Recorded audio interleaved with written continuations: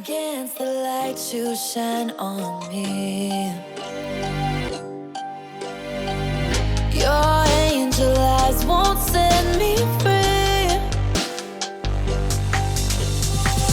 Why can't you save yourself? I don't deserve your heart or hell.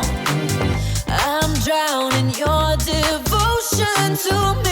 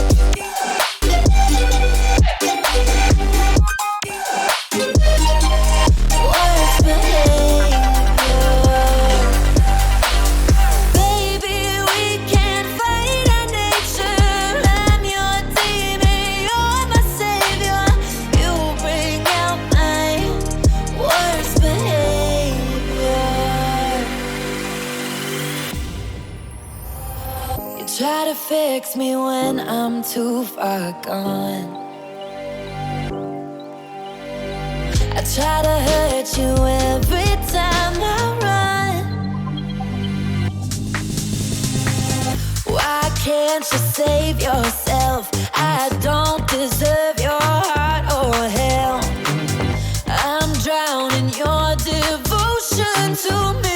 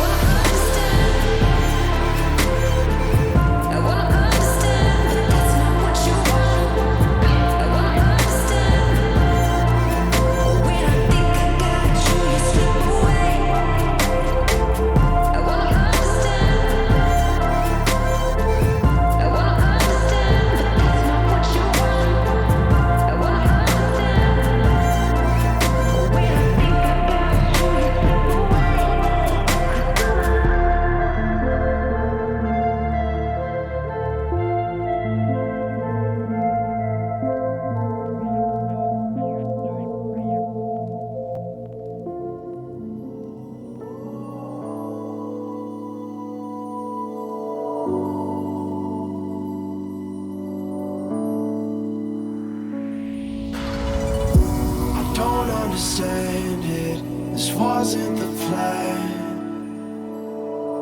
Don't wanna demand it. I've done what I can. And I never mentioned the times you were rude. And I never mentioned when you hid the truth. Scared to lose it all. I won't stand a chance. And I don't wanna fake it. What if I can't walk away? Got me saying away. Hoping I don't make the same mistake.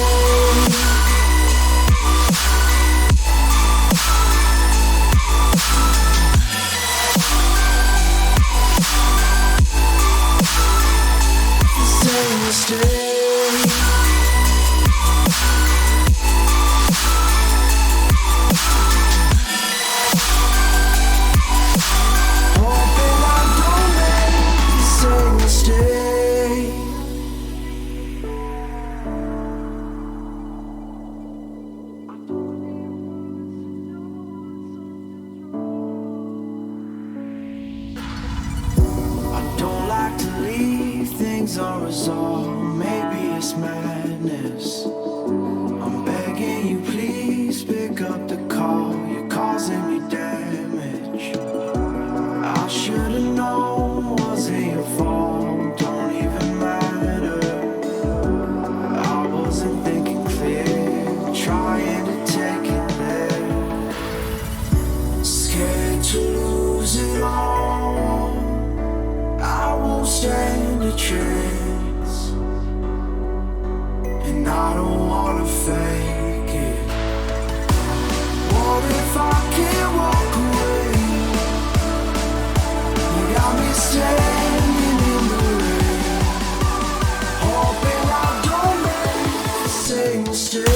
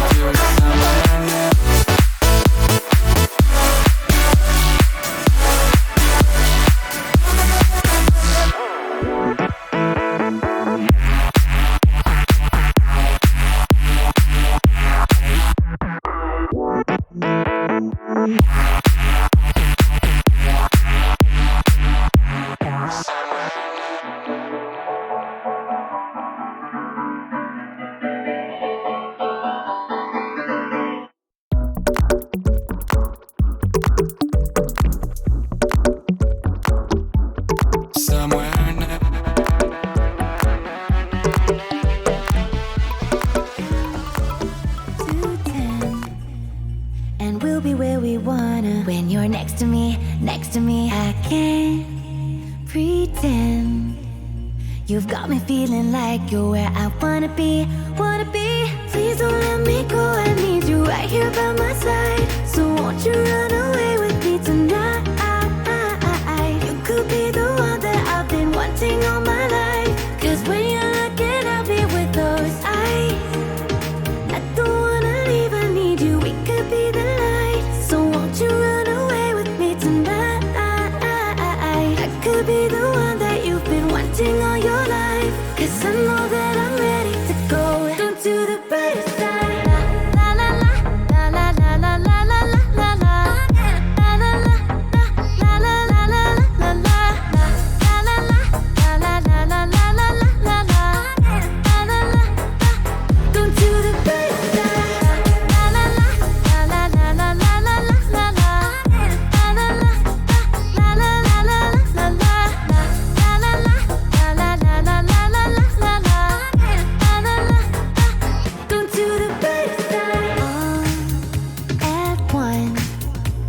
You take it all so well, and I'm mesmerized, mesmerized. I know it's hard, but you can rest your mind. It'll be alright, be alright. I don't wanna leave, I need you, we could be the light. So won't you run away with me tonight? I could be the one that you've been wanting all your life. Cause I know that I'm ready to go down to the brighter side.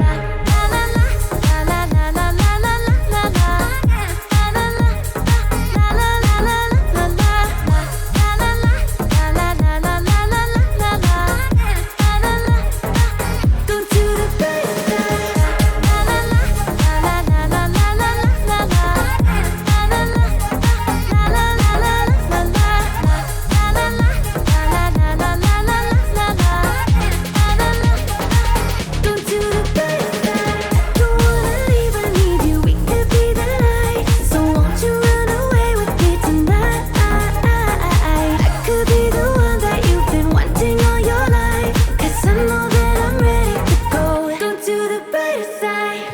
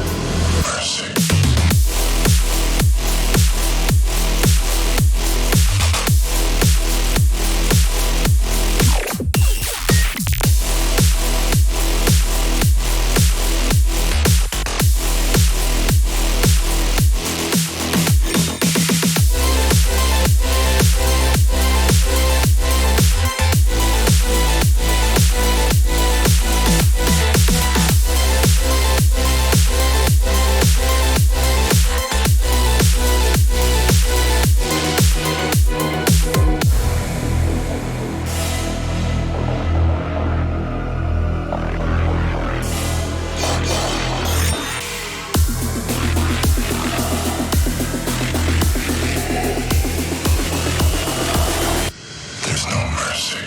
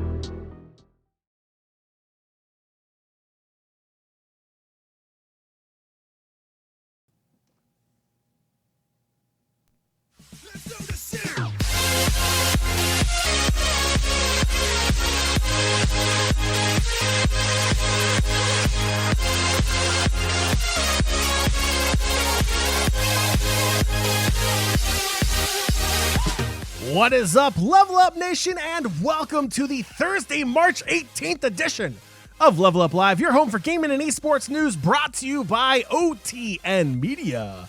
My name is Fiasco. You can call me John, and that dude, I call him Joey. You call him the king of the courtside.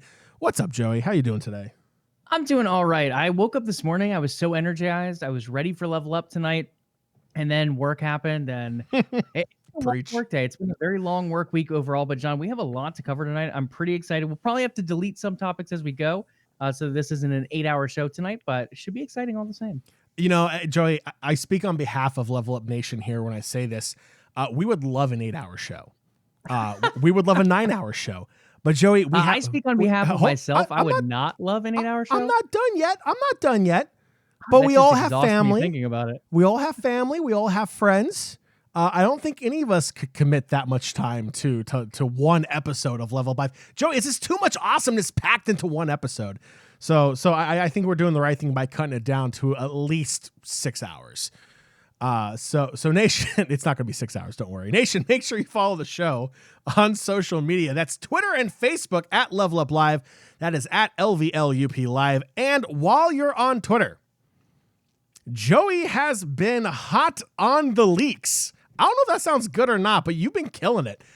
He's got all the latest and greatest in Xbox propaganda and then some. So make sure you follow him at Courtside King. And while you're at it, follow me at Fiasco as well. Joey, EA actually responded to one of your tweets today, which kind of confirms that EA does not listen to LvLUp Live, because I don't think they would have ever responded to us if they did. Nation, if you know someone from EA, you can let them know that the podcast version of the show is available on Spotify, iTunes, and Google Play and Stitcher, and then they would understand why they should not be tweeting us. But since you're listening and they're listening now, why not leave us a review? EA, I'm talking to you too. Let us know what you want to hear on the show. Let us hear your feedback. There are several ways that you can do that, and reviewing the podcast is one of those awesome ways, and we do appreciate all the feedback. All right, Joey, happy Friday Eve, by the way. We're one day closer to the weekend. In 30 minutes or less, what are we talking about today on this episode? Guys, we have a lot to cover. I think I just posted it in the Discord server. Let me go ahead and check that list quick, if I remember what channel I posted in. Oh, here we go.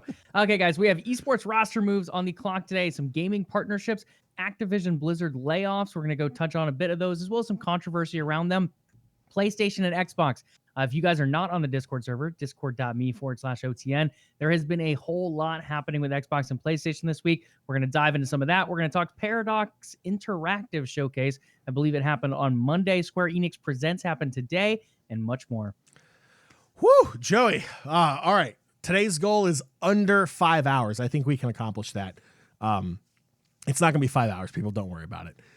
Joey, that's a lot of topics. There's a lot of stuff to go over. I'm really excited for this episode, which means I'm also really excited for our next segment, which is the drink of choice. Of course, it's the beverage that aids us through the entire episode.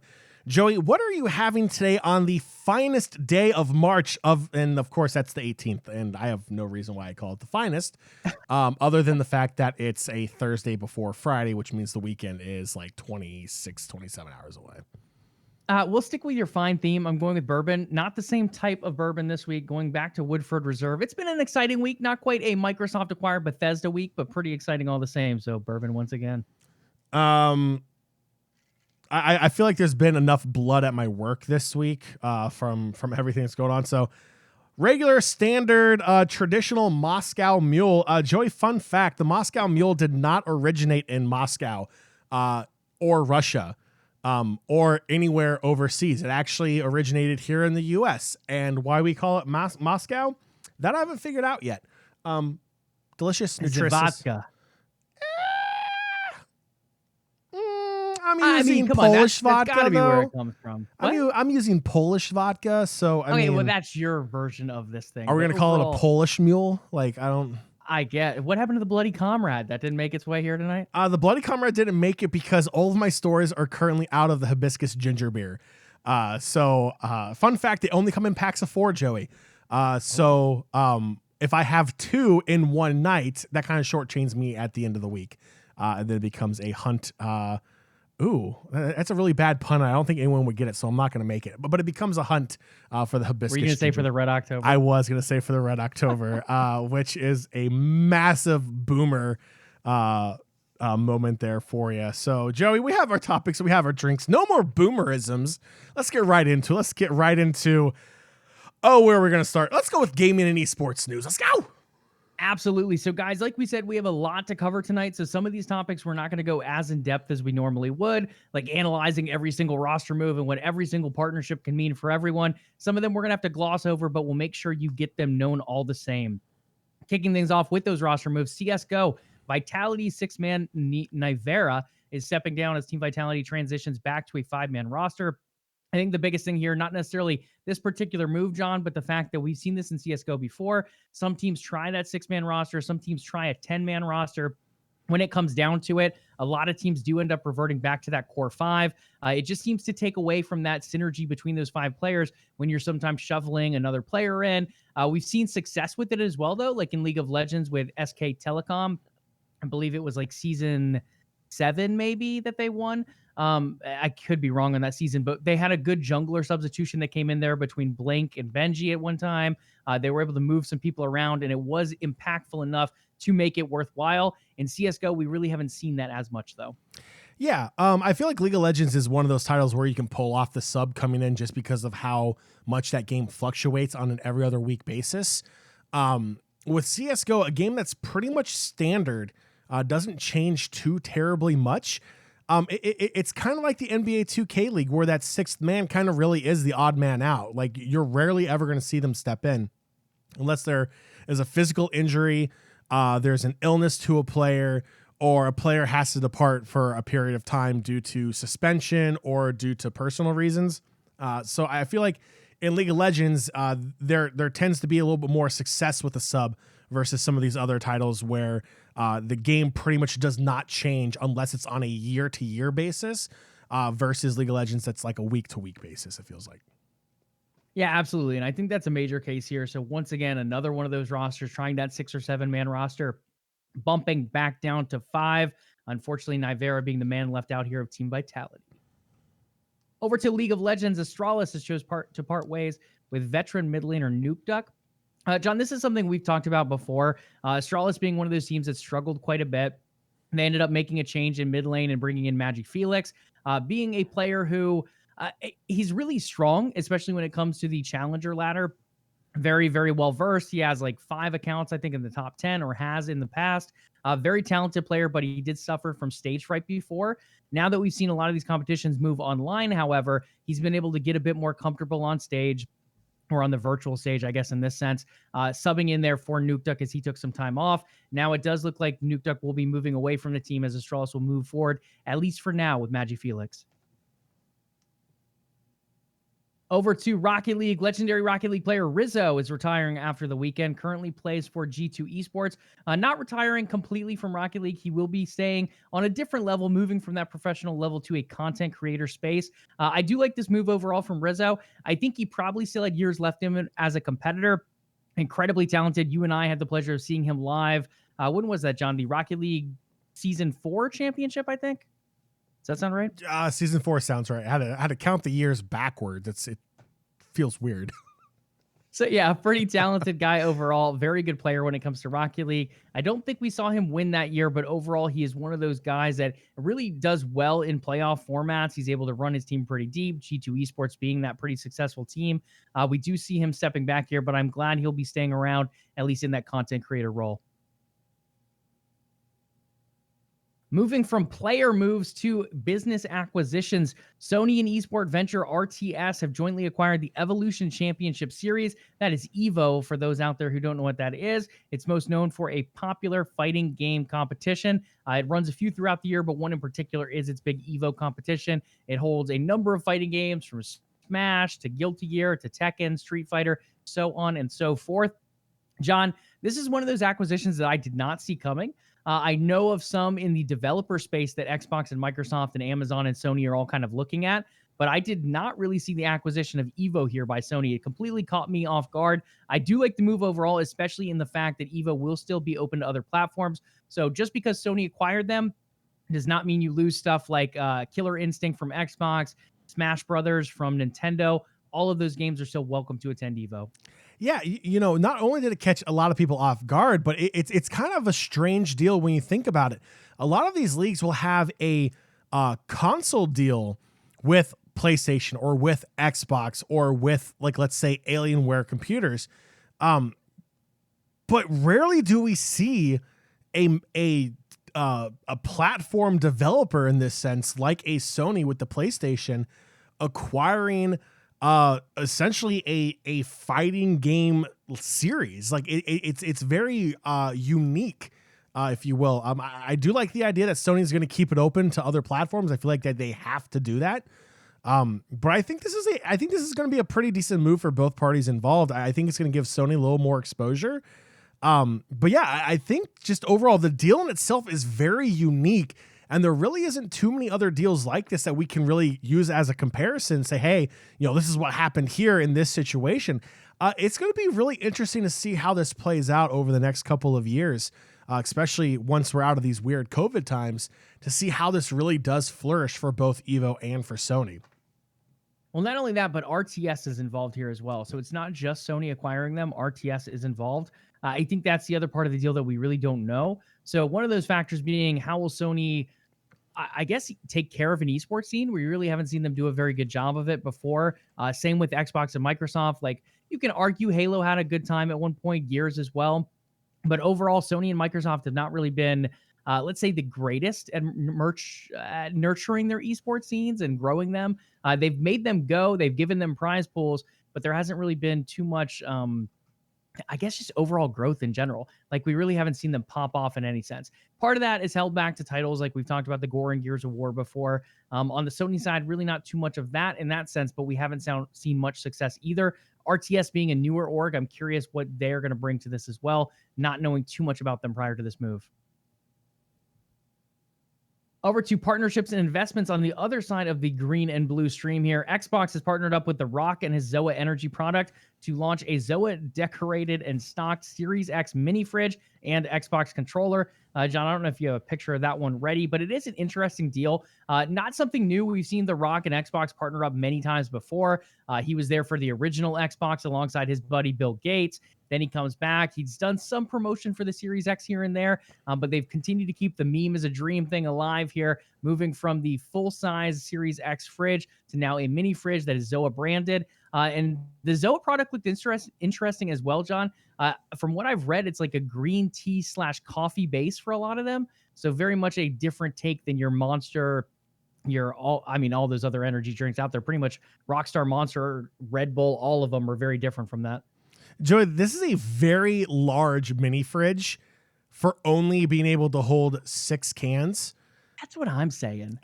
Yes, it looks cool. I think it looks absolutely fantastic. Don't get me wrong. It is also absurd. Absurd in the fact that this thing is literally like 2.5, 3 feet tall and is literally going to be able to fit a 6-pack only. It is, I guarantee you, it's mainly just a marketing ploy. Like it seriously looks like it's a box with a separate mini fridge that was glued into the frame. So it's a ZOA Xbox, but there's actually just kind of looking at this image we have up on screen right now. It literally looks like it's a standard like Kenmore mini fridge that someone super glued or hot glued into a ZOA Xbox looking Series Xbox. I think it looks great. I'm interested to actually try ZOA. I make no secret of it. I'm a big fan of The Rock. If he has a product out there, chances are I'm going to try it just because I'm that kind of a consumer. And yeah, I love it. I love the fact that The Rock has been with Xbox since day one and is continuing with that partnership. I think that's amazing for really both brands. I mean, name someone who's bigger in pop culture right now. Well, I mean, you probably can, but like he has a massive impact. Like The Rock is massive, not just jacked massive, but the dude is an absolute massive personality. So it's a beautiful relationship between the two. But the mini fridge is kind of gimmicky. It honestly looks a little cheap. But at the end of the day, it's literally there to gain clicks and have people talk about it like we're doing right now. So I think it worked. I think it's great. Would I want one? If it was given to me for free, yeah, I'm probably not going to pay money for it. It does look cool, but we'll leave it there. It's just one of those things that's not super functional. Like, if I had a choice between this and the regular Xbox Series X fridge, I think you go the Xbox Series X fridge every time, not just because of the size, but it's fully functional. Like, it's built out. Sure, it has the Xbox Series X look. It looks clean. It looks sleek. But on top of that, you got the little green light inside, and it's a fully functional fridge. Like you said, John, with this, like, yeah, you get the Zoa drinks. Those are cool. You got the glasses. You got the controller like you're showing on screen now. Sorry, podcast listeners. You'll have to check that one out on your own. But it's really cool overall in the sense that it is, once again, a marketing deal. You tie the rock in. They tied Golden Boy in as well to the actual video portion of the reveal. So you got some really good stars there with Golden Boy and the Rock. On top of that, you got the whole Zoa branding here. The Xbox Series X meme thing continues on, so it floats all over the internet. So I think it was successful in that sense. But as someone who, I don't know, maybe you'll buy a mini fridge in the future, this is not a product I would probably look at too much just because there's not a ton of usable space with it. Joey likes functionality in his mini fridge, people. Come on. I'm all about, I mean, like, half the thing is like a black coating with just a logo on it. Like, what? You're right. Like, on front, it's nice. I like the little Zoa logo on front. Clean, nice, beautiful. I feel like they could have done like a full fridge and just put a little logo up front, or I don't know, in the back paneling or something. Yeah, I like functional fridges if I'm going to spend money on a mini fridge. But overall, I love the fact that the meme, the dream has become a reality. And I think they did a good job with the marketing of it. Now we have to wait for the PlayStation 5 router to come out. Hey, Netgear, you hear us? Ding, ding. We'll see what happens there. But one thing we do know is coming, John, is a relationship that is once again formed. Tiger Woods is heading back to the golf video game franchise. This time, 2K has revealed a new partnership with HB Studios and Tiger Woods, marking the return of Tiger Woods' return to that golf video game series. PGA Tour 2K will be the one kicking it off this time. John, I think this is a great move overall. Again, very sad with Tiger being in the accident recently with a lot of negative effect to his legs there. I actually don't know the updated condition on him. I haven't really heard too much, but I believe both legs were broken, if I remember correctly. So we'll have to keep an eye on that one. But as far as the gaming side goes, he has decided to reinvest in the gaming world with this new partnership. When we saw golf games really pop off, I feel like it was for the original Wii. And it was because of the Tiger Woods branding. Like, not everyone is just going to go out and buy a game that's golf related or even move from Wii Golf to a professional golf game unless you have something that's going to draw them in probably. And Tiger Woods alone, I think, was able to draw in a lot of those more casual golf fans because of the name alone. It's Tiger Woods. He's got a cool logo. He's a great golf player. He's got all these partnerships with Cobra and whatever. I think it was Cobra and Nike at the time. So you look at all this different stuff and just the impact he had on the game of golf. Once again, having another chance at that in the video game industry and hopefully bumping up some of those golf sales numbers. Yeah, first time with EA Sports Tiger Woods PGA Tour. Last released in 2013. It was Tiger Woods PGA Tour 14. And that was like Wii, wasn't it? Like the Wii console, I believe. I believe it was available. I think that was like around the time the Wii was out. That one was on Xbox 360 and PlayStation 3. Okay. But yeah, I believe they did eventually have a Wii version as well. Rory McIlroy really took over the face of that product. I believe Tiger Woods had a little bit of some personal issues he had to deal with back in 13-14 timeframe and ended up losing that deal with EA. Glad to see him back in the video game world. His name still has a lot of marketability to it.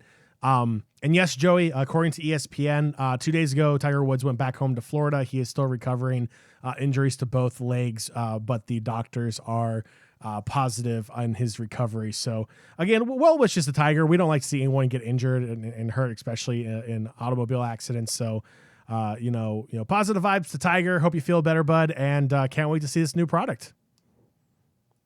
Absolutely. So keep an eye out for that new relationship between 2K and Tiger, reinvigorating him in the golf gaming franchise. So we'll see how that all goes and how that continues to distribute as we go down the line. Over to some not so happy news here. Activision Blizzard has allegedly laid off around 100 employees, with 50 or so coming from their esports division on Tuesday. The company stated that it is less dependent on live events for both Call of Duty League and the Overwatch League. A lot of that coming to the pandemic this past year. When 2020 and the COVID-19 virus hit, we did end up seeing a lot of esports events move online. No different for the Overwatch League and Call of Duty League. With limiting those in-person competitions, they did not feel the need to have as many staff on board for live events anymore.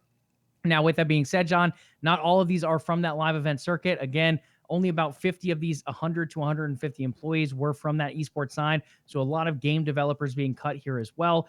What are they getting out of this besides losing their job, which is super unfortunate? There is a pretty decent severance package coming out here, but there's one part of it that tilts me a bit.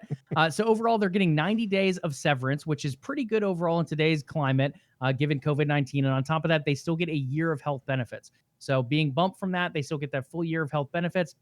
Again, not knocking this package because it is probably one of the better ones currently out there, given the circumstances.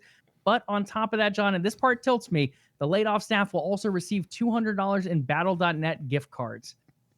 Okay, I get it. They get a gift card. That's a nice gesture.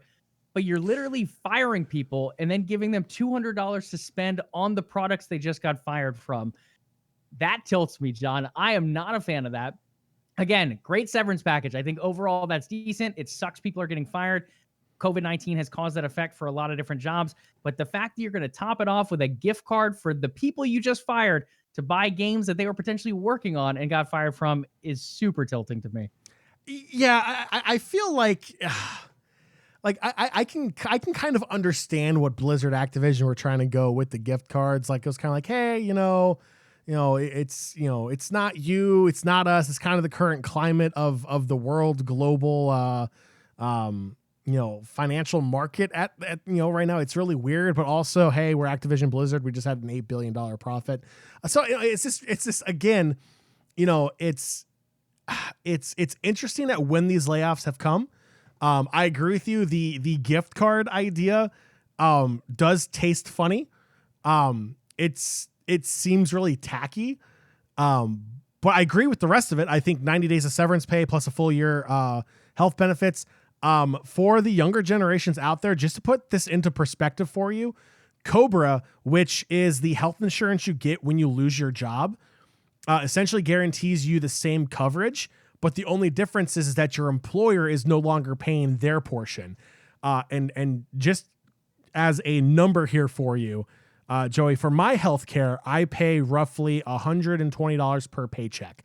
So we're talking $240 per month for my end for my healthcare.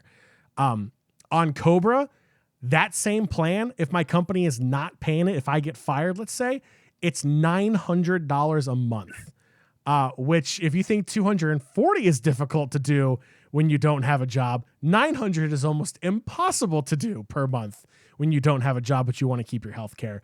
So that is a very, very good package there. The gift cards is the only thing that tastes funny in this whole thing.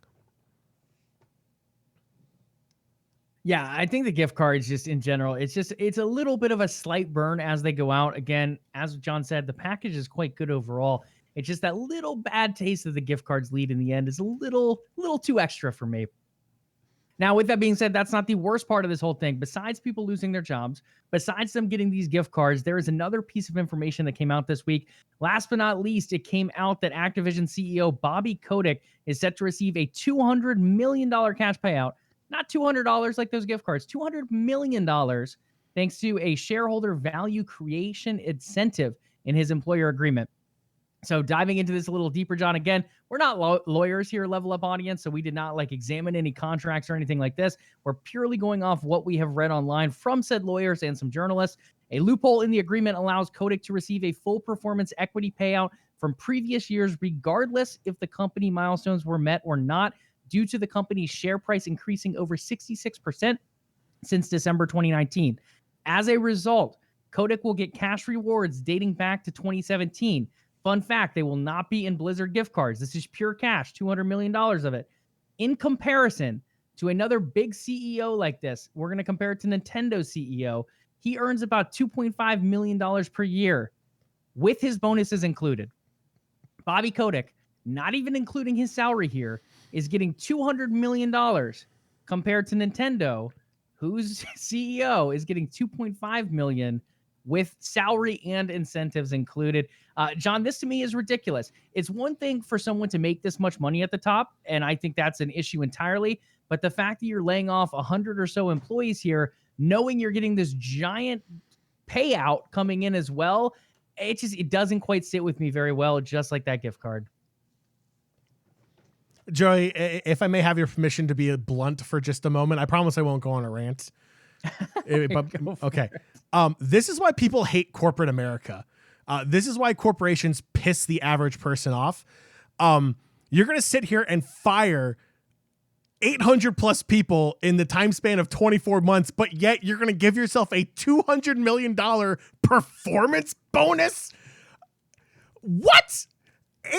You had an $8 billion revenue and you're going to sit here and lay people off and then have the balls to give yourself a $200 million cash payout? Okay, I get it. It was written into your contract. It's smart negotiation on your part. You found a loophole. You got us. Okay, cool, awesome, good for you. This is a terrible look. I mean, Blizzard Activision have already been like absolutely railed in the gaming universe for how they've treated their players, their Blizzard store when it comes to products, microtransactions, so on and so forth. You had the whole thing with, they're still receiving criticism for this, and I think that rightfully so. Blizzard banned the one player from Hearthstone because he spoke out against what was happening in Hong Kong. And yet today, they sent out a beautiful message about standing up against a discrimination against people of Asian descent here in America. Well, Blizzard, this is ironic as hell, isn't it? Boy, I love karma and how it comes back to kick you square in your Blizzard booty. It just drives me up a wall. Like, this is corporate America to a T, and this is why people hate corporate America. Congratulations, Blizzard. You are literally doing everything people expect of you and more, and it's not in a good way. I'm going to leave it there. Now, I just want to say that we have no issue with the developers here. We have no issue with anyone working in the esports scene necessarily. It's more the fact that we have stuff like this going on up top. I don't know Bobby Kotick personally. I think taking in $200 million is great that he wrote that into his incentive plan here. However, that got passed in some way. The shareholders are not happy about it. But hey, they had to have signed off at some point. So looking at it overall, I don't think we can fault him for that. It's more the fact that we see Activision Blizzard once again having a very good year for like the second or third in a row and going ahead and cutting employees as a result of that. So not only are they making more money overall, their stock price keeps ticking up, their revenue keeps ticking up, but in doing that, they're cutting more and more employees. Now, I don't know what the hire ratio is. They could be hiring a ton more employees as well, but seeing layoffs for yet again another year after a very positive outlook when it came to the income the company's bringing in. And now this information about the CEO's incentive payment, it doesn't quite sit well with me. And the $200 Battle.net gift cards to the employees getting cut is just that cherry on top. It's so disrespectful in that sense. And I'm very ashamed and upset with the way some of the money is being spent over there, especially up toward that C-suite.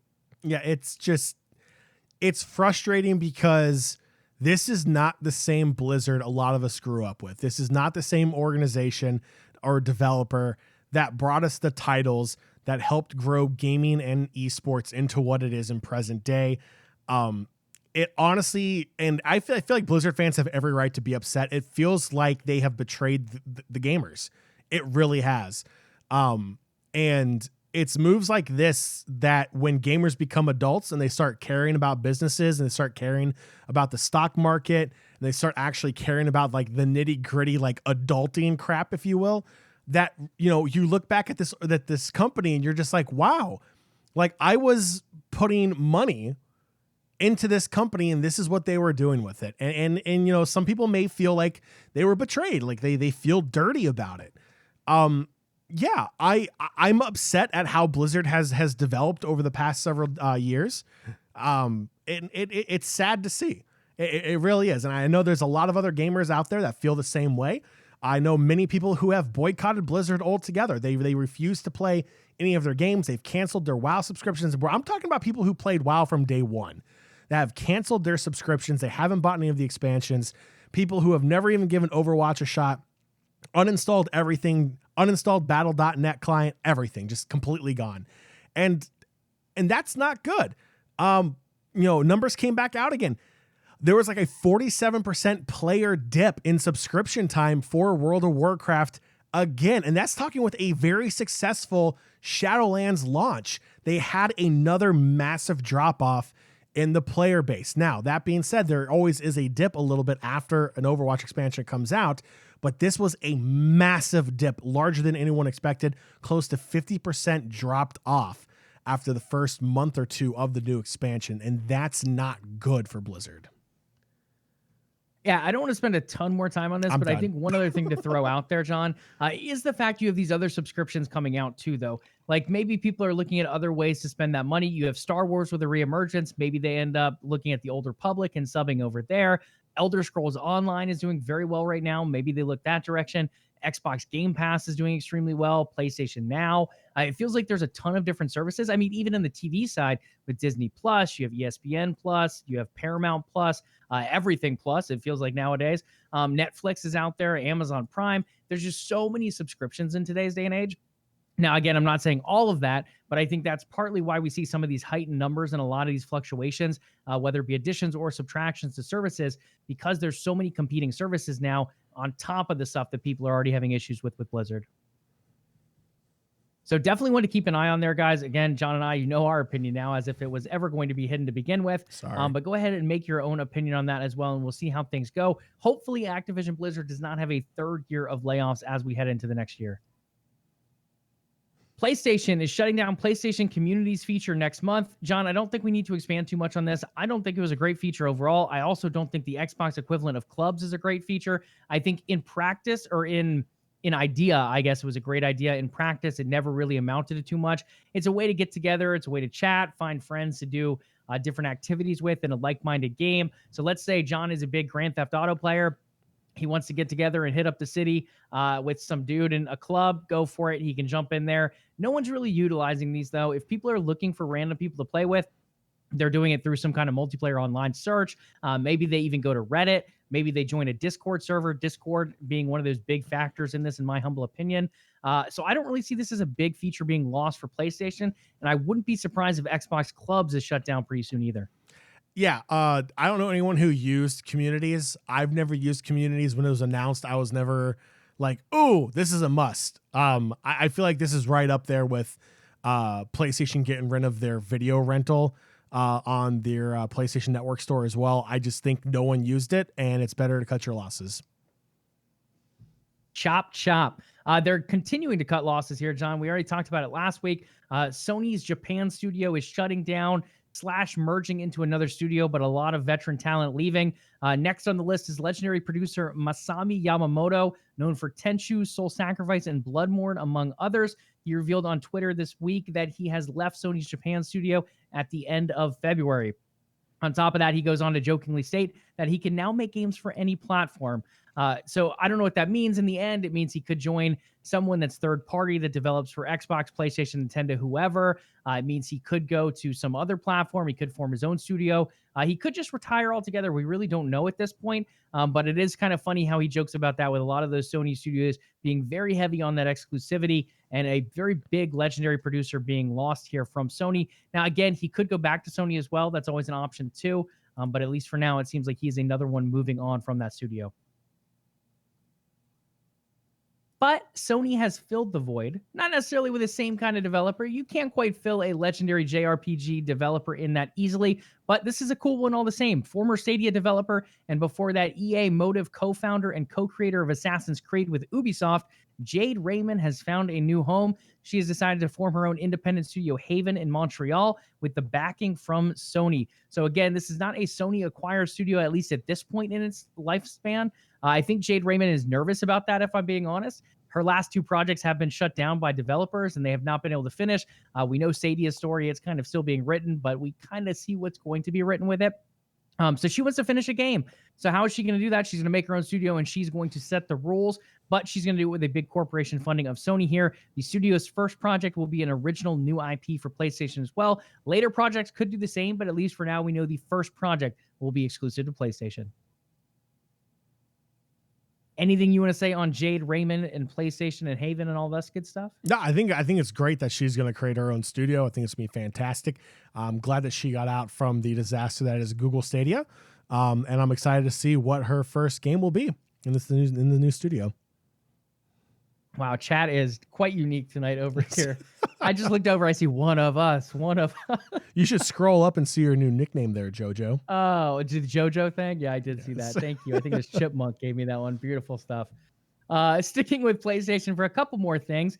PlayStation announced new play-at-home titles becoming free for PlayStation users on March 25th. John, this is one of those initiatives that I really like from PlayStation. I think they started it last March. I don't know if they've done too many drops. It might have just been one last March. But giving away free games, especially with everyone kind of stuck at home. Now, the vaccine's being distributed. We're seeing more and more movement, more things open up. But it is still one of those things that is currently being encouraged in a lot of different areas. So they are giving away to PlayStation users for free Abzu, Enter the Gungeon, Res Infinite, Subnautica, The Witness, Astrobot Rescue Mission, Moss, Thumper, and Paper Beast. In addition to that, Horizon Zero Dawn Complete Edition will be free starting April 19th.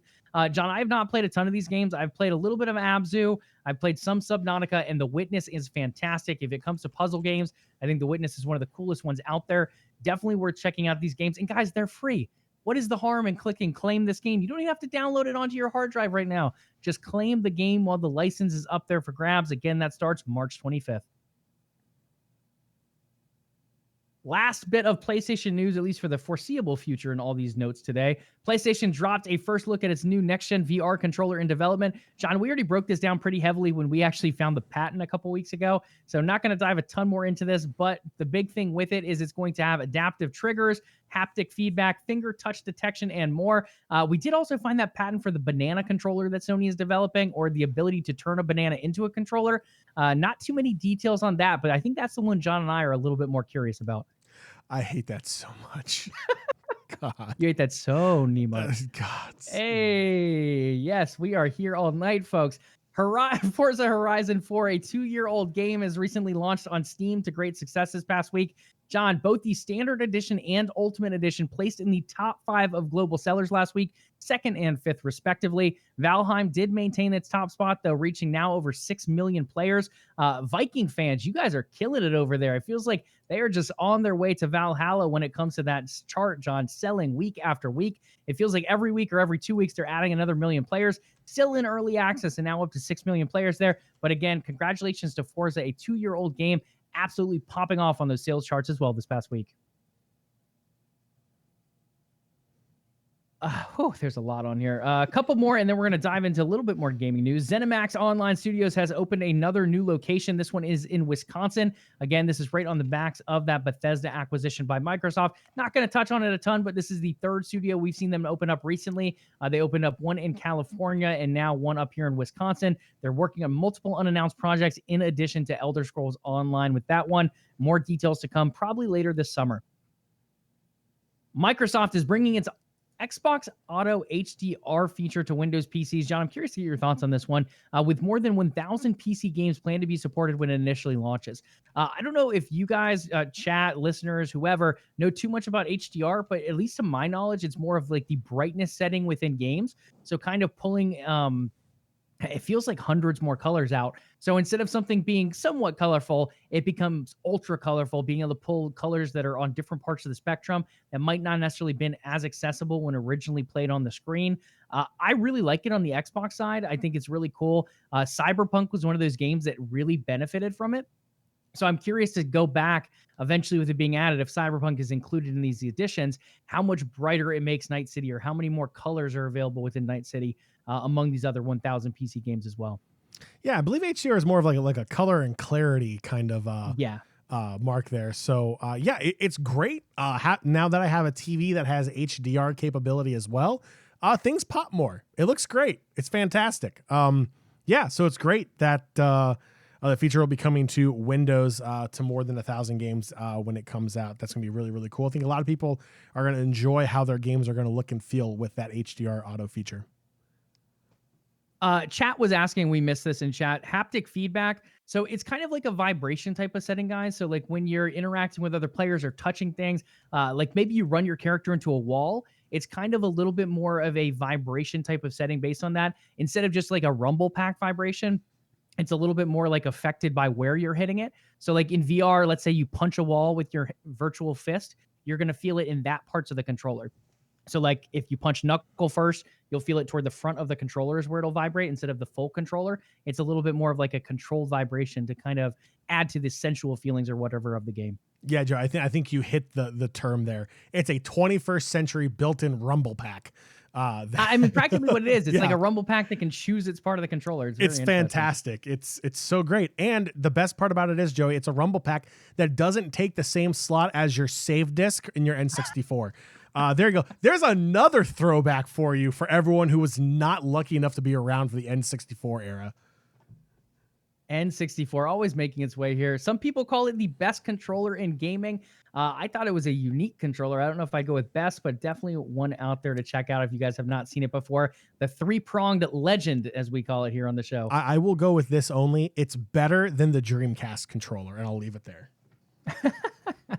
Choose your fighting words, ladies and gentlemen in chat. Dreamcast or N64 controller, the Triton of gaming in a sense. Over to some Game Pass Xbox feature news. Guys, there was a lot that was announced. We're not going to go through every game. There's over 100 of them. But to hit on a couple big things here, Dishonored Definitive Edition, Prey, The Elder Scrolls V Skyrim Special Edition, Fallout 4, and Fallout 76 all received FPS boost to 60 frames per second on console. I said today, I think this was Monday when I wrote that part. So that's cool. I've heard Prey is awesome, especially with the new frames per second. I've heard the same for Dishonored. Two of those a little bit of older games really benefiting from that jump in frames per second, especially Prey with that thriller sense to it, where you have a lot of different parts that you're going to kind of jump out in the game, where you have these little creatures running around. By the way, John, I started Prey. What a weird game. What a weird game. I don't want to break anything for you guys, but it's definitely worth checking out if you're a Game Pass subscriber. It's funky, but it's really cool and really well done and very different than any other kind of game I played. I think the closest thing to compare it to is like Dead Space, but not quite the same. You got to kind of experience it for your own. Upcoming AAA title Outriders by People Can Fly and Square Enix will be publishing straight to console and cloud versions of Xbox Game Pass. Again, this is worth hitting on, John, in my opinion, because this is the first AAA title that we have seen published directly into Game Pass. I have been corrected on Twitter. I did end up saying I think this is a really good move for a game that is coming out with like a live service model. I've since been told that it is not a live service model, which the game really feels like it should be live service. But supposedly it's going to be a complete game when it comes out. It's going to run on that online co-op type of style, but it will not be live service. So that kind of makes this deal even more interesting, in my opinion, with a AAA title that is not live service jumping right into Game Pass to try to lock down that player count up front when there's not really a reason to keep them around. So a little bit more question marks around this. But again, the fact that it's the first AAA game being published directly into Game Pass, I think is a big deal, John. Yeah, I think it's really cool. Game Pass really is kind of leading the wave of the next generation of how games are going to be released. So it's the first of many coming to Game Pass there for Xbox. Absolutely. Then a couple others. Beloved indie title Undertale will be coming to Game Pass for console tomorrow as well. Guys, I honestly had no idea about Undertale. Supposedly it is a giant cult classic game. A lot of people love it. Beloved indie title. That one is coming, again, publishing directly into Game Pass, not as a game in and of itself, but on Xbox platforms. It'll be the first time over there. Popular Nintendo Switch title Octopath Traveler is also joining Game Pass, this one for console and PC. A lot of people super hyped and a lot of people surprised that this one is happening. Seeing it go to Xbox, 1 before PlayStation, and 2 after being such a hit on Nintendo, making that move over to a more Western console. Definitely one to look out for there as well. Last but not least, EA Play for PC released today with around 60 titles. John, that brings our total being added to Game Pass to nearly 100 games to the majority of the service today.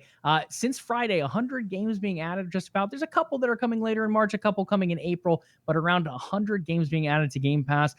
Xbox absolutely killing it, dominating news, and once again, PlayStation really making a name for themselves in news this week as well. Both console makers looking extremely strong. Nintendo, not really making a ton of news, but still selling extremely well. Once again, that top-selling console of February. Yeah, so Sony and Microsoft over here making moves. Nintendo is like, oh, we don't have to make moves. Watch this.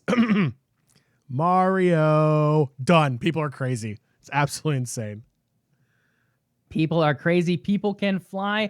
Speaking of flying, there will be a little bit of that here in Halo Infinite. Just going to briefly run over the Ask 343 regarding Zeta Halo. In addition to the day-night cycle that we talked about previously, Infinite will also have dynamic weather system that includes wind and fog. There are plans to add some other stuff like rain and snow after launch as well, but wind and fog will both be engines built in for launch. On top of that, enemies and wildlife will act differently depending on the time of the day. I think this is cool, John. I think this is a really cool factor depending, I don't know, you see a settlement, a Forerunner settlement in the past or in the horizon or whatever. You can approach it by day. People are going to be ready for you. Or you approach it by night and maybe you see people with more, I don't know, like luminescent flashlights or some sort in an alien sense. Or maybe people are sleeping, or maybe there's less guards out, or maybe there's more guards out. One of those things that will depend and change depending on that day and night cycle. If it's dawn, if it's daybreak, reverse. It's going to be one of those cool things to kind of experience as you play through that campaign. In addition to that, and this could be a thing in other games. I have not noticed it too much in other games, but cutscenes are all going to be live rendered for Halo Infinite within the engine. So the day, night, your weapons, your clothing, your equipment, all of that is going to be live rendered into the cutscenes. So regardless of what you're wearing, what you're carrying, etc., it's all going to be live rendered. I think that's cool. So instead of it just being a pre-done cutscene, it's really going to customize the way you've built your character out. Yeah, I actually think that's done in quite a bit. The only time it wouldn't be is if it's like an in-game cinematic versus a cutscene.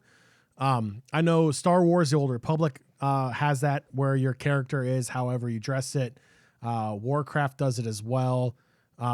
But nonetheless, it's a very, very cool feature. It definitely makes you feel more immersed. I do believe it is new to the Halo series, which is going to be really, really cool too. It just makes the game feel more like a personal experience when you're able to incorporate every aspect of the player's character into that cutscene. It's a really, really cool piece of technology that I love seeing utilized in game titles. Yeah, I think one of the things we see it a lot in right now is MMOs. So like you said, Warcraft is one of them, Star Wars: The Old Republic. I think you see it in Destiny as well. But outside of the MMOs, I haven't seen it too much from my first player perspective. It's just one of those things that, yes, it might get added in here and there, but sometimes it's just that traditional cutscene ready to go. As soon as you hit that certain checkpoint, it goes ahead and rolls. So this one adding in a little bit more of that with that live rendering. And the fact that it takes into account the day and night stuff as well, I think is one thing that we haven't seen too much in video games before. Zeta Halo will include multiple biomes, including the Pacific Northwest wetlands, caves, and war-torn areas, to name a few, not the flu. Unfortunately, there is a pandemic going on. We're not going to make flu jokes here. New dual-wielding or playable elites, John. There's none of that. So no dual-wielding. That's a big classic from Halo 2 and Halo 3. At least at launch, it will not be returning, and neither will playable elites. This is going to be a story focused on Spartans, on Master Chief, and on Halo in and of itself. So you have to wait later on for dual wielding. It might get added in, but it is a nightmare to really balance around for the competitive scene.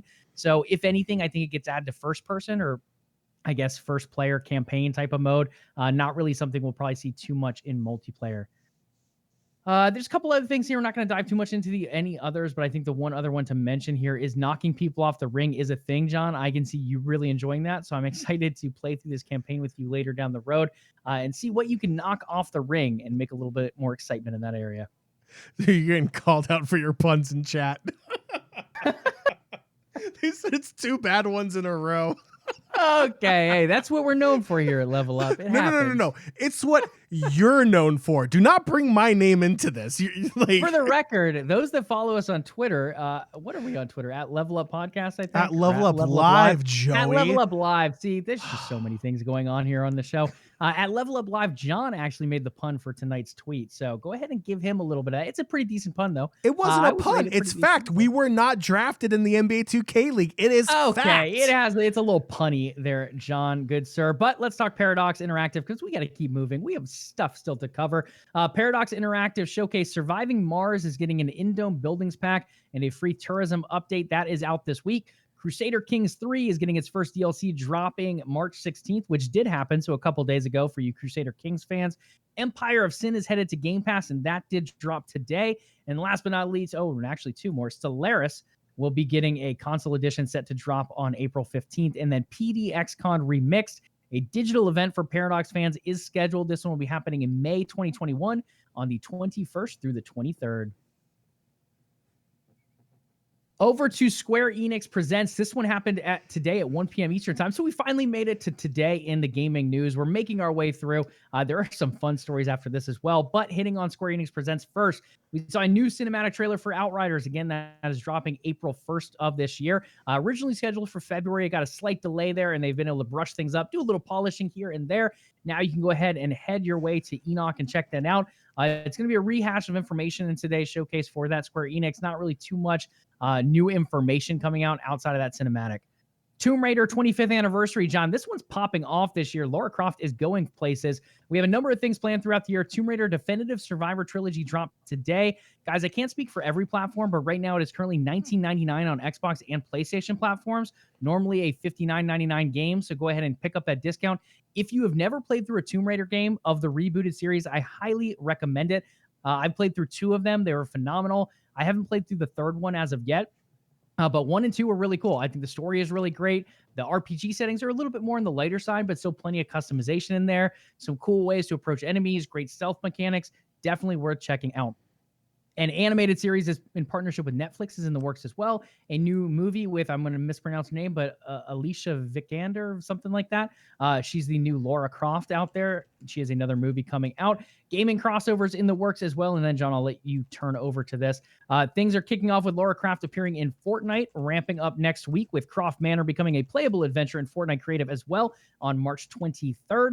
And there's a few others planned. Ghost Recon and Final Fantasy were the ones announced in today's show. John, anything else you want to dive into here with Tomb Raider? Any other tombs of information that you want to explore? No, I just know it's going to be very exciting. Lara Croft is a legendary character in the gaming universe. More Tomb Raider games are always great. That community that really follows Tomb Raider has been waiting a long time for Tomb Raider to really just start pumping out more games. I think it's great. I think it's going to be fantastic. A lot of people are going to be really happy with this title coming out. Absolutely. Want to check out. I know we don't have a ton of mobile game fans here listening to the podcast, or at least mobile game fans that come out and mention that they're mobile game fans. But we did see Just Cause Mobile, Hitman Sniper Assassin, Space Invaders built with AR tech, and a few more get showcased today. Go ahead and check those out if you're interested in more of those. Also, guys, we have a guild in Star Wars Galaxy of Heroes we recently built. If you guys are interested in checking out a mobile game, go ahead and hit John and I up or shoot us a message on Twitter. We'd love to get you in there as well. Life is Strange, John, you have done some legendary Life is Strange streams here on OTN Media's Twitch channel. That's twitch.tv/OTN Media. I am not a sellout, just a humble fan. Life is Strange True Colors got announced today. It's one of those really cool games in that series, not developed by Don't Nod, developed by a different developer who was done, I believe, Before the Storm, if I remember correctly, based on our conversation earlier. This one exploring someone of Asian descent. It's going to dive a bit more into the area of Colorado that she lives in.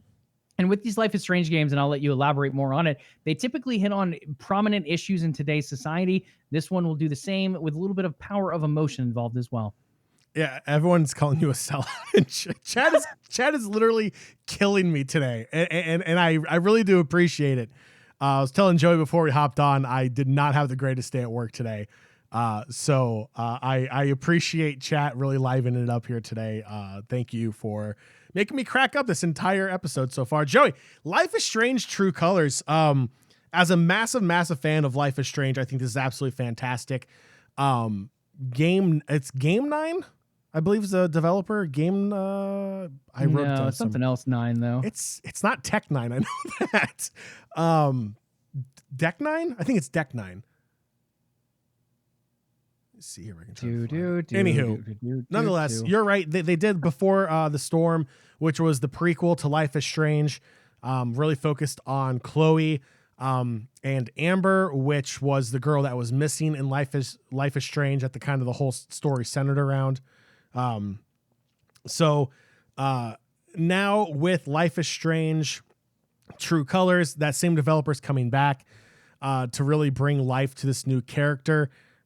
There is, and I love when they do this, there is a character coming over from Life is Strange Before the Storm that's going to be in this new game. Steph, also known as the dungeon leader for the small mini D&D campaign you could do in Before the Storm. She's going to be a character in this new Life is Strange as well.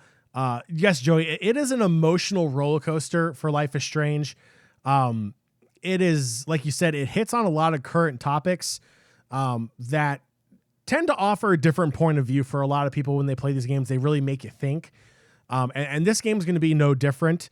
From what we can see from the trailer, you're going to be playing as, I believe, as an Asian American, as the main player who identifies as bisexual.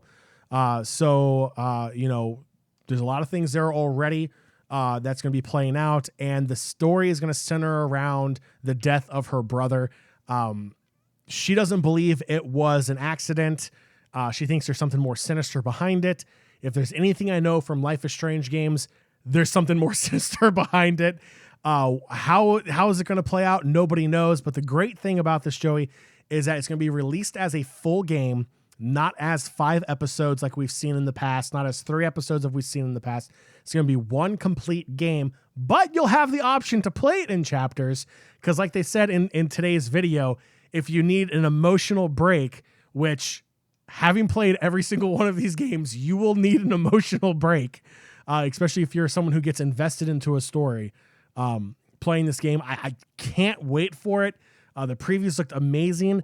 And the woman doing the preview, I'm blanking on her name, I apologize, is actually in the game as Alex, who is the playable character here, as her singing voice.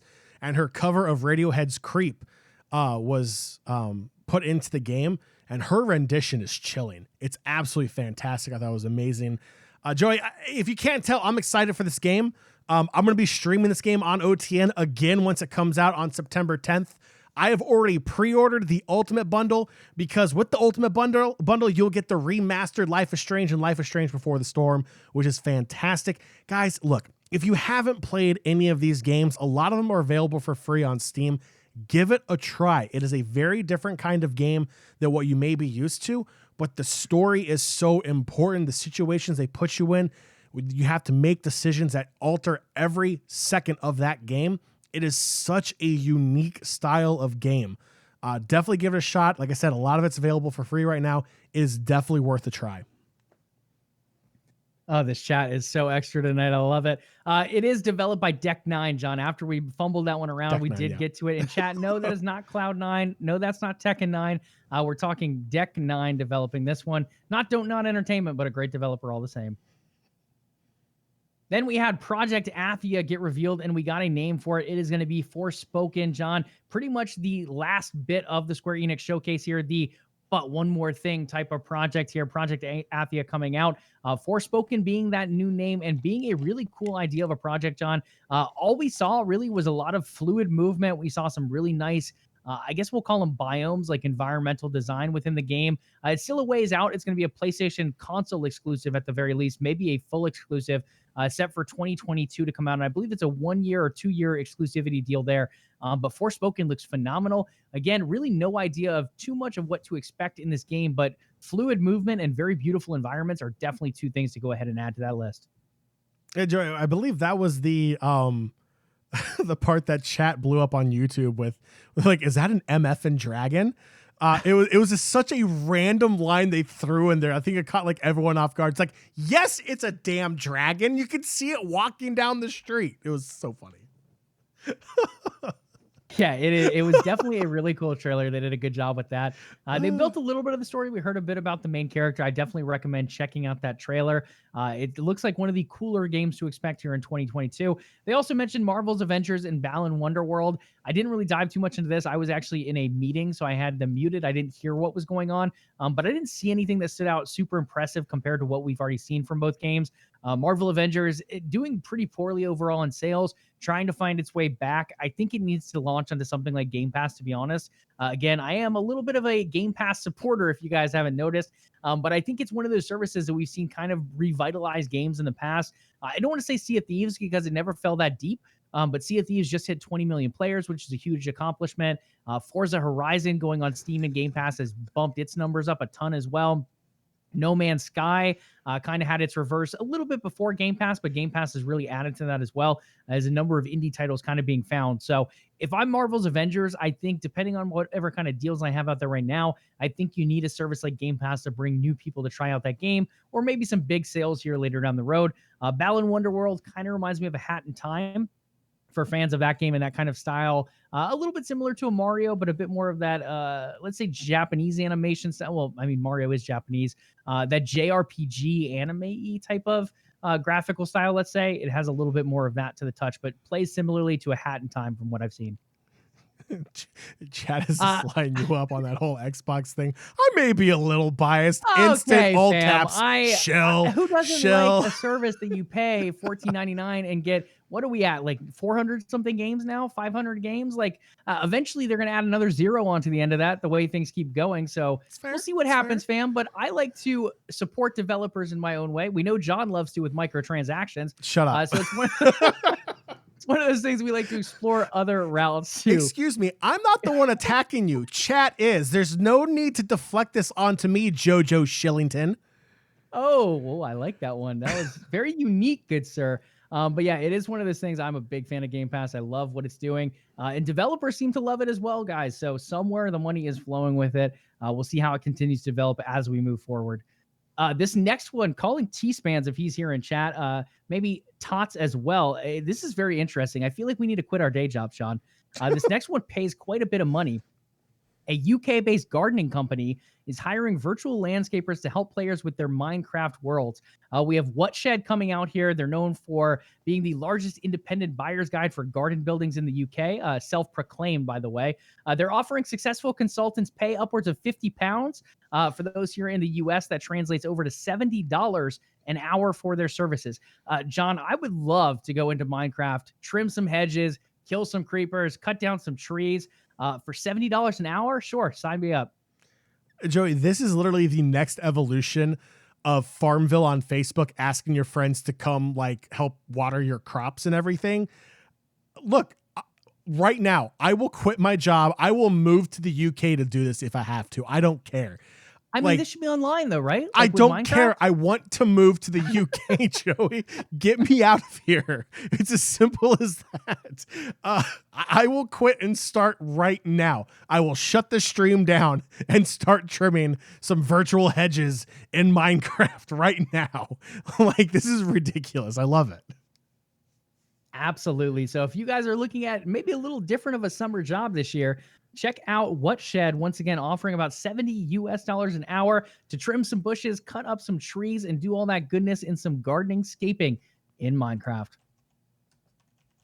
Speaking of JRPGs earlier, not related to Minecraft, Scarlet Nexus got a release date of June 25th, 2021 today, as well as the announcement of a new anime being produced by Sunrise. John, is it just me, or is every single game getting some kind of TV show or animated title nowadays? You have Fallout, you have Elder Scrolls, Uncharted, Halo. I think Dota 2 just got one on Netflix, or it's coming out soon. Now Scarlet Nexus. It feels like there are so many different animated titles in development based on video games, as well as real life in-person type of movies as well. So it's definitely one of those ones to keep an eye on. Again, Scarlet Nexus looking for a summer release late June. Upcoming for this week, in case you guys missed it, Doom Eternal's DLC, The Ancient Gods Part 2 drop this week. It is reviewing extremely well. Supposedly some really cool new enemies mixed in. I think you have like a new Doom hammer type of thing too. I have not played too many Doom games, but it is reviewing very well. So if you're a Doom Eternal fan, it might be a good time to dive back in and check out Ancient Gods Part 2.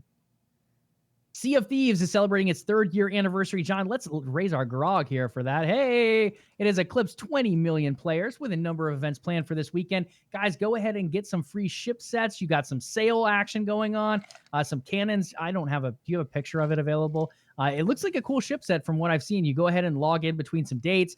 There's another set I believe you can get from watching streamers as well. So a couple different sets available, lots of events to go ahead and get some of that company rep if you're looking for that as well, to kind of hit that pirate legend status. Lots of good things happening on the sea this weekend as well as throughout next week. You want to pull up that image, or should I keep on going on? We're almost done with today's show. Give me a second. It's all videos on their freaking Twitter feed. All videos, ladies and gentlemen. Give me one second. I'm going to Google for the podcast listeners, I'm sorry, you cannot view videos on the podcast format.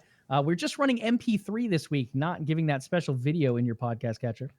That's I feel like that was anywho. Let me see here. No, that's not it. That's not it. It is everything but the new stuff. I believe Alex has it on his Twitter. I will double check his real quick. But yeah, no, Joey, I agree. The new sales look really, really cool. Yes, he does. I see Alex comes through in the clutch. I love this. Let's go ahead and switch this over. So these are the new sale. Well, one of the new sales you can get. It's absolutely fantastic. Fun fact, all of this stuff glows. If you're sailing at night, Reapers are going to come find you. So don't worry about it. These cannons look ridiculously awesome. Again, they glow at night, so you can't hide. But yeah, see, like right there, everything glows. You're not going to hide. But yeah, Rare's been killing it with a lot of these in-game skins for their ships. Absolutely fantastic. I love the content they've been pumping out to celebrate their 3 years and 20 million players for Sea of Thieves. It looks absolutely fantastic, and I will definitely have to log in to collect sales on a game I haven't played on in a couple of months. It's great. Yeah, it's been one of those games, and it's kind of like that. Some people will come back to it when major updates drop. Now being seasonal, instead of them happening every month, they happen every 3 months, but it's kind of a bigger update. So definitely want to check out. And again, Rare is developing that other game, at least one other project that we know of, and that is Everwild. I think we'll hear more about it in the summer, but it is one of those games that I'm very much anticipating being a hit out there, just like Sea of Thieves was. I think this is the last bit of Xbox news in today's show. We're almost done with the show. Xbox has announced their first ever ID at Xbox Twitch Gaming Showcase. This one's set to air on March 26th at 9 a.m. Pacific time, 12 p.m. Eastern time. They're going to show over 100 games, guys, not just big games. So you're not going to see your Halos, your Fables, all of that good stuff from the Xbox team. This is for indie developers. So a lot of these games will be multi-platform. Some of them will be Xbox only. With it being Xbox only, it means it'll most likely go to PC as well. Kind of the way Microsoft works now today. But 100 games will be shown, 25 of them with more in-depth previews. That could be anything from a full-length trailer to developers speaking about it, to maybe going through some of the classes or whatever available. 25 of those, again, of the 100 getting that more in-depth look, but 100 games to be shown. And one thing I feel like John and I are both pretty supportive here on the show is indie developers.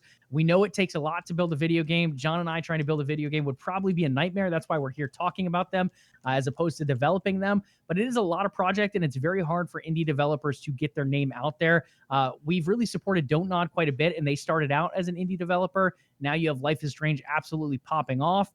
And a number of these other developers have kind of made a name for themselves as well, but a lot of other ones are kind of there in the shadows, and they need either services like Game Pass or shows like us or different ways to get them out there. I think this ID at Xbox Showcase will be a great way to get some of those developers a little bit more prominence on the scene and maybe make their games a bit more known.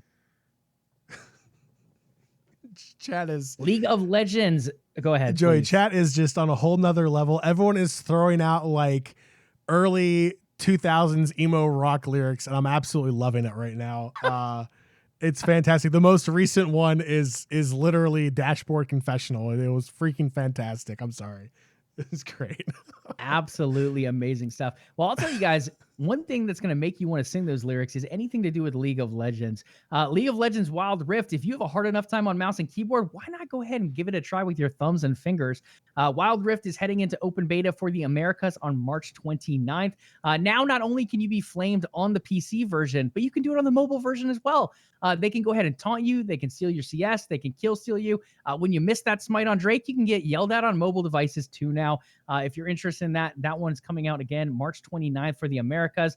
I'll be checking it out. I did play a little bit of mobile MOBAs, if we can call it that, with Vainglory for a while when it was a 3v3 game. Once it moved to 5v5, I was not as big of a fan of it. But again, that developer not as big as a Riot Games, not putting... I don't want to say they put as much time into their game, but Riot Games makes a lot of money and is able to put a lot of time and effort into all of their different games.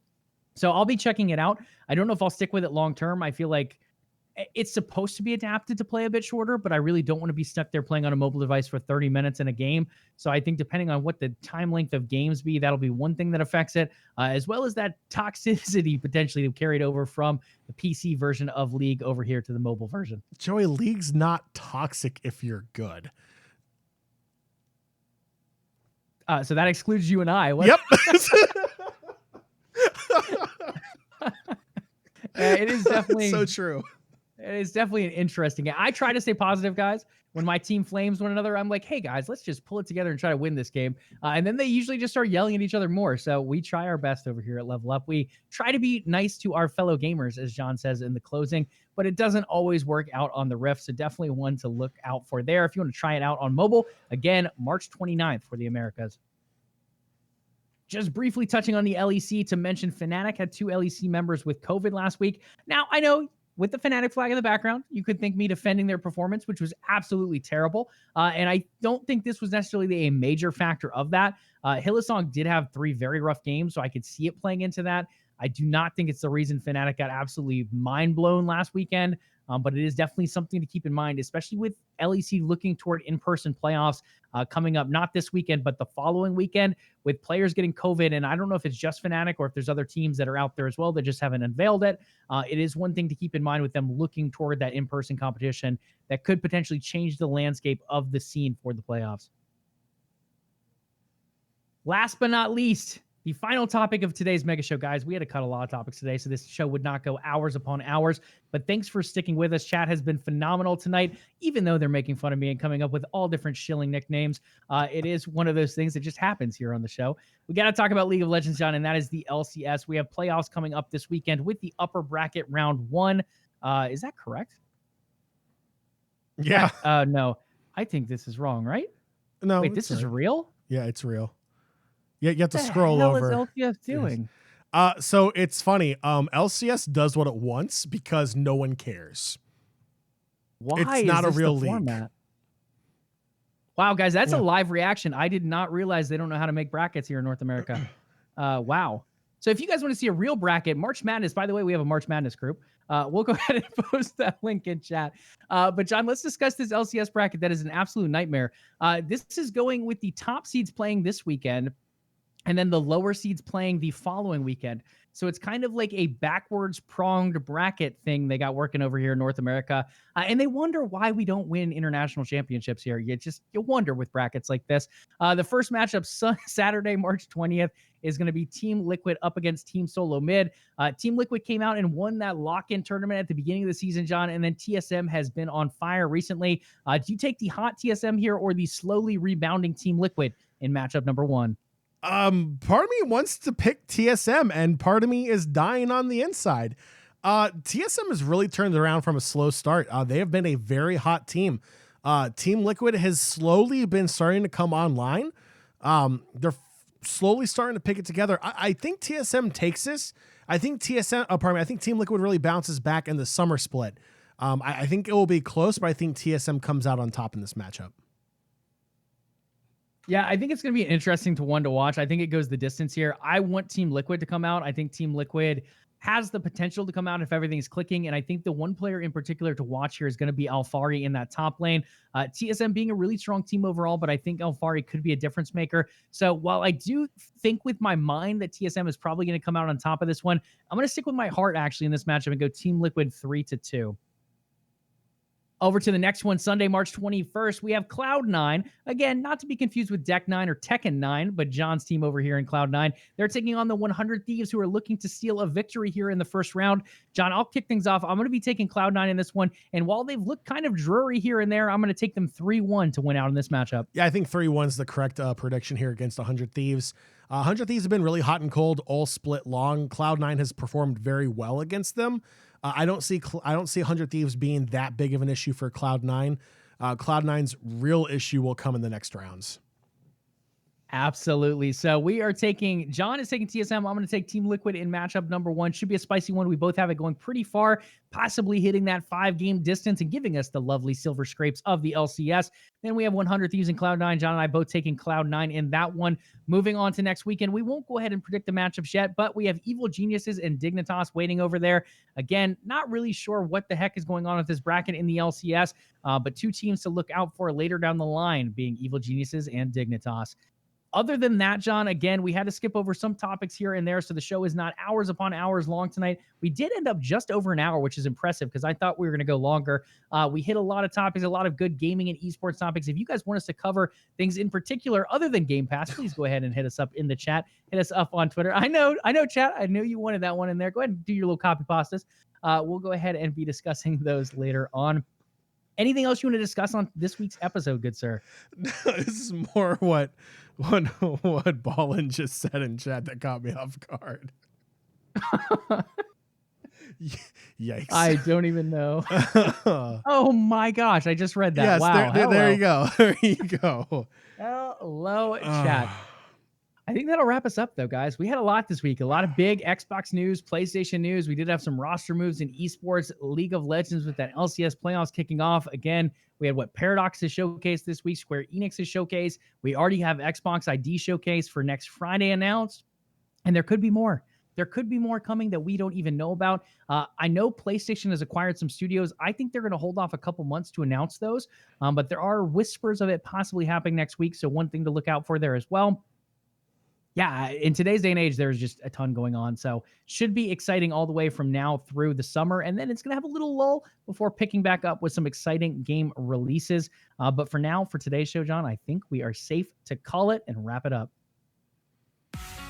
Let's see if I can get through the outro, Joey. Nation, that will do it for this edition of LvLUp Live. But before you go, head over to patreon.com/OTN and consider becoming a part of the Overtime Network. In return, you'll get access to exclusive content that nobody else in the world can get unless they are a part of OTN Media. If you have not already done so, make sure you follow the show here on Twitch to catch the next episode of LvLUp Live. If you listen to the show on our podcast feed, leave us a review. The LvLUp Podcast is available on Spotify, Stitcher, iTunes, and Google Play. We would love to hear from you. In fact, we love to hear from the nation so much, there are other ways for you to reach out to us. Joey, what are those ways? I am interacting with chat, but you can also interact with us on Twitter, and that is at LvLUp Live, LvLUp Live. In addition to that, you can follow the umbrella company OTN Media on Twitter and Facebook as well at OTN Media, and on Instagram at OTN_media. Last but not least, hit us up with some love on Twitch. We've had a beautiful chat tonight. Lots of lively stuff. A lot of shilling going on toward me, but hey, I love you all the same, chat. Go ahead and find us on Twitch at twitch.tv/OTN Media. We broadcast Mondays and Thursdays for this show at 8 p.m. Eastern Time, as well as a number of other streams throughout the week. All right, make sure you tune in this upcoming Monday, March 22nd, as we cover the latest and greatest in gaming and esports news. Do your ears and eyes a favor. Hit that sub and follow button on Twitch to know when the next episode of LvLUp Live is ready for your viewing pleasures. We'll catch you all Monday. Have a great weekend. And chat is still popping off, Joey. I'm going to blame all of this on you. Bad T-Spans message. T-Spans. Did you see the one he did with the human transforming into a cat? I love that one. Nation, remember, be nice to your fellow gamers online. All right, Joey, we got to do this together. All right. And as always, level up.